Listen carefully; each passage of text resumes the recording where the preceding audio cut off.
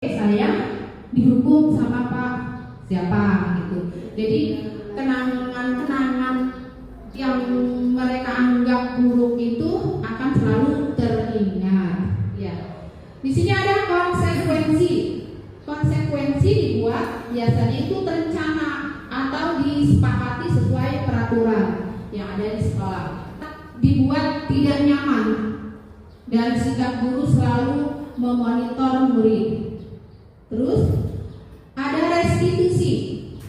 Restitusi proses menciptakan kondisi bagi murid untuk memperbaiki kesalahan dan proses kolaboratif yang mengajarkan murid untuk mencari solusi sendiri. Apakah di sini hukuman, konsekuensi ataupun restitusi ini yang baik bagi peserta didik kita, yang baik diterapkan di sekolah kita ini, bagian yang mana? Apakah hukuman atau konsekuensi atau restitusi yang menurut Bapak Ibu guru seharusnya diterapkan di sekolah ini?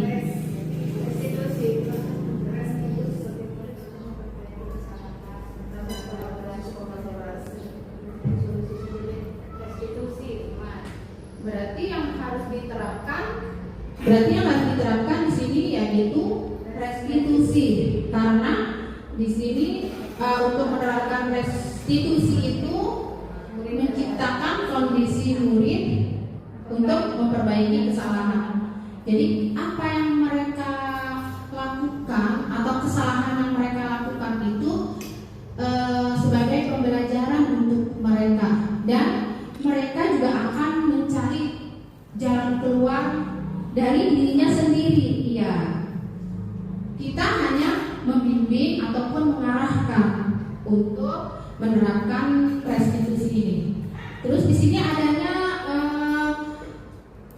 Jadi seorang guru itu ada yang namanya posisi kontrol.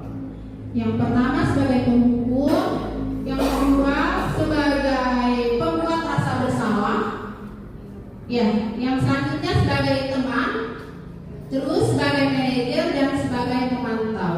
Kira-kira untuk Bapak Ibu guru di sini, posisi kontrol kita itu mana yang sering diterapkan kepada peserta didik? Teman bisa. Saya sebelum belajar di guru penggerak ini, saya sering menerapkan posisi kontrol sebagai penghukum, atau juga saya sering menempatkan pembuat rasa bersalah. Jadi contohnya kenapa di sini disebut pembuat rasa bersalah? Contohnya pada saat peserta didik melakukan kesalahan, biasanya kita mengucapkan seperti ini, anak-anak kalian tidak kasihan ribut aja sama guru di kelas, tidak kasihan sama guru. Berarti kan setelah mereka sadar, oh iya saya ribut aja, saya kasihan. Jadi itu yang mereka membuat merasa bersalah gitu atas kesalahan yang mereka buat. Padahal setelah kita belajar yang namanya restitusi tadi, tidak seperti itu. Ya, di sini ada posisi kontrol guru sebagai manajer. Bagaimana sih panik dari guru?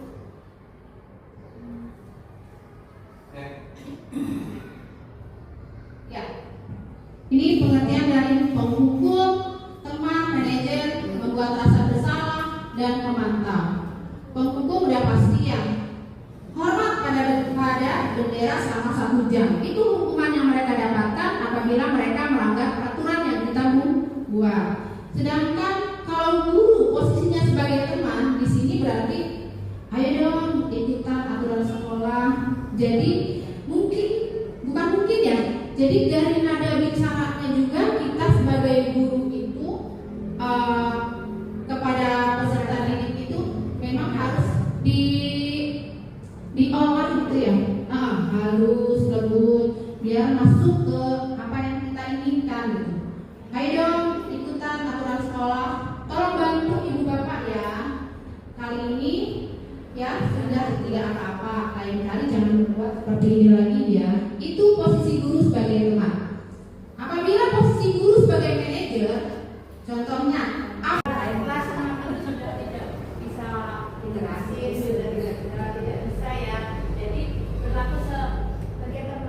Iya. Jadi kita melalui pendekatan. Jadi sebagai teman, ya. Tepuk tangan dong buat Bu Api. Berarti yang sudah diterapkan oleh Bu Api di sini posisi kontrol sebagai teman, ya.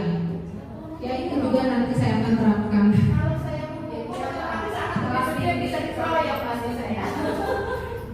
Tapi Iya. bisa aja. Tadi itu belum Sudah itu yang sudah sebenarnya sudah ditanamkan, itu sudah dilaksanakan semuanya. Cuma saya sendiri lebih menerapkan ke yang tadi mendukung dan merasa bersama. Ya. Untuk selanjutnya mengenai keyakinan kelas. Mengapa sih keyakinan kelas? Mengapa bukan peraturan kelas?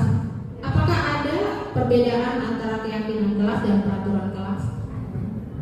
Ada bedanya apa?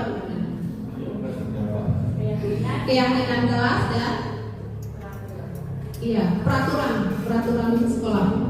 kalau keyakinan ya kalau di dalam kelas dia meyakini apa yang kita berikan mereka belajar. Iya. Nah, kalau peraturan anak itu bisa apa ya melaksanakan aturan-aturan yang di dalam kasus contohnya ya mungkin jadwal tiket, kelas, ya. Keyakinan, mengenai keyakinan dan peraturan. Ya, Saya gimana kalau saya kalau keyakinan kelas itu kan dibuat bersama-sama Bersama guru dan siswa, ya. Kesepakatan dibuat kesepakatan. Timbullah nanti keyakinan kelas. Kalau peraturan kan dibuat oleh guru. Ya, sepihak berarti ya.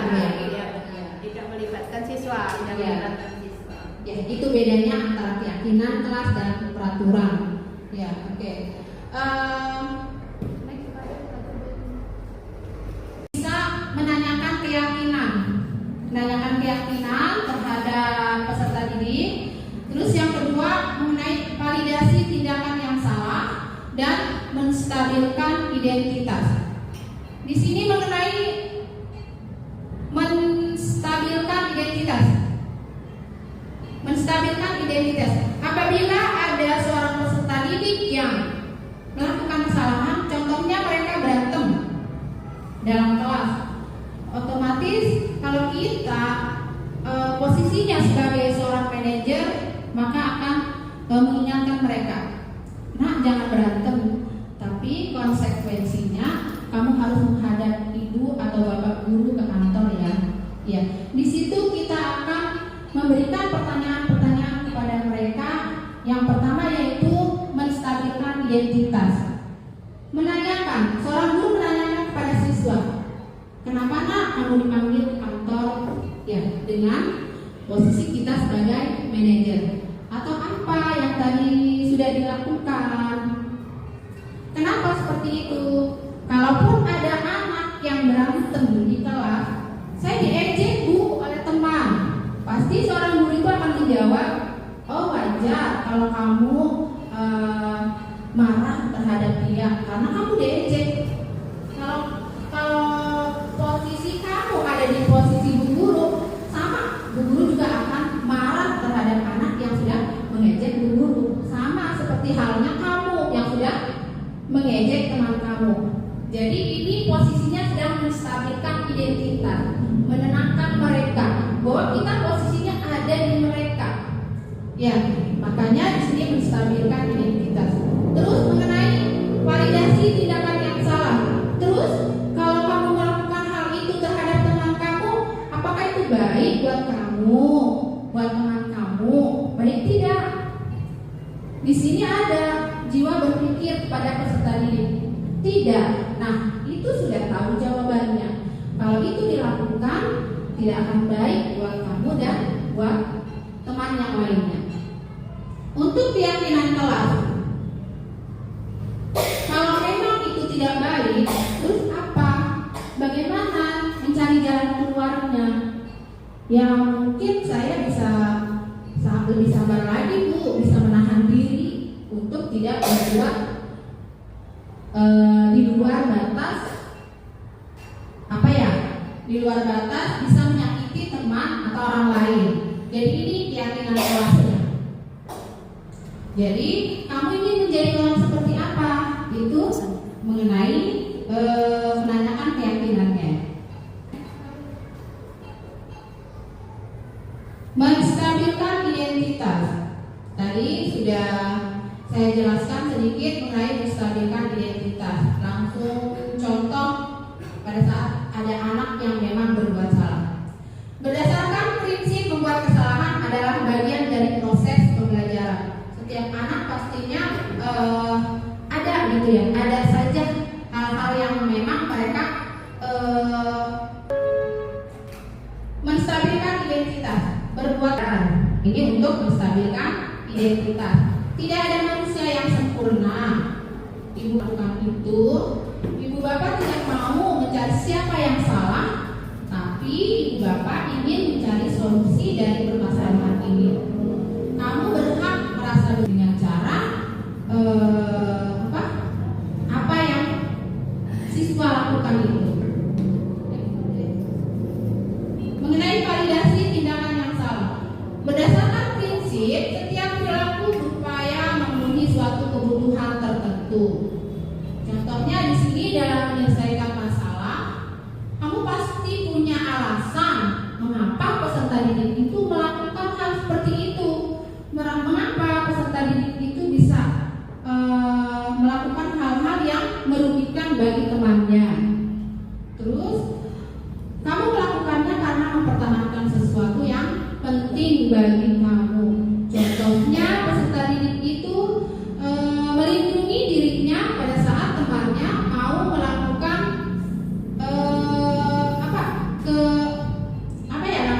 Bully. Kenapa? Pembulian. Atau ya bisa dikatakan pembulian ya. Jadi dia mempertahankan apa yang mereka anggap penting. Contohnya dengan menjaga fisiknya agar tidak ditampar ataupun tidak dicubit. Itu mengenai validasi tindakan yang salah. Yang ketiga yaitu menanyakan keyakinan.